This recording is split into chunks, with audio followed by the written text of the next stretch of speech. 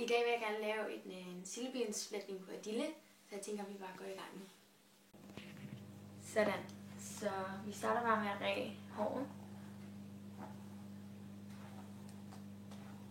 Det er allerede rigtig igennem, kan jeg mærke. Godt. Okay. I deler håret i to. Det kan du ikke gøre det. Deler håret i to. Sådan. Og tager det yderste her af håret ind til den anden tot af hendes hår. Og strammer. Og så gør vi det samme på den anden side. Tager det yderste af håret og lægger hen til den anden. Strammer. Nu håber jeg, I kan se det. Tager yderste af tot håret og tager det derhen til den anden tot hår. Lidt i starten er det lidt utydeligt, hvordan man gør det, men det bliver bedre efterhånden. Og sådan bliver I faktisk bare ved. Tag den ene tot hen til den anden.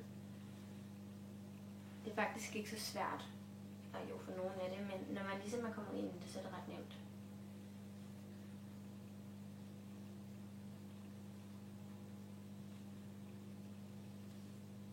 En tot hen til den anden hele tiden, og det bliver du bare ved med at gøre.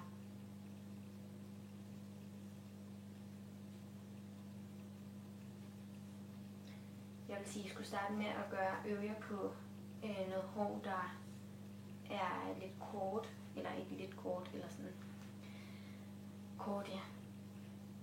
Fordi det er lidt bedre. Men jeg stopper bare her. Godt, sådan ser det ud, når man er kommet lidt længere. I skal bare gøre det samme hele vejen. Så I tager den ene tot hen til den anden tot, eller bunke. Det er faktisk ikke så svært.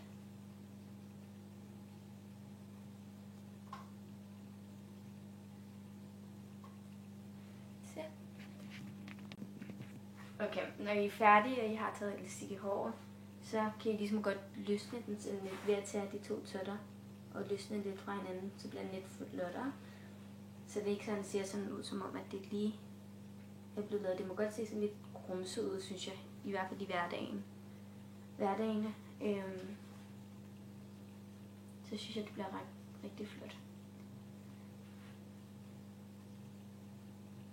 Så I tager to totter og skiller dem lidt ad hinanden, eller fra hinanden. Men ikke for meget. Godt. Sådan ser den ud til sidst.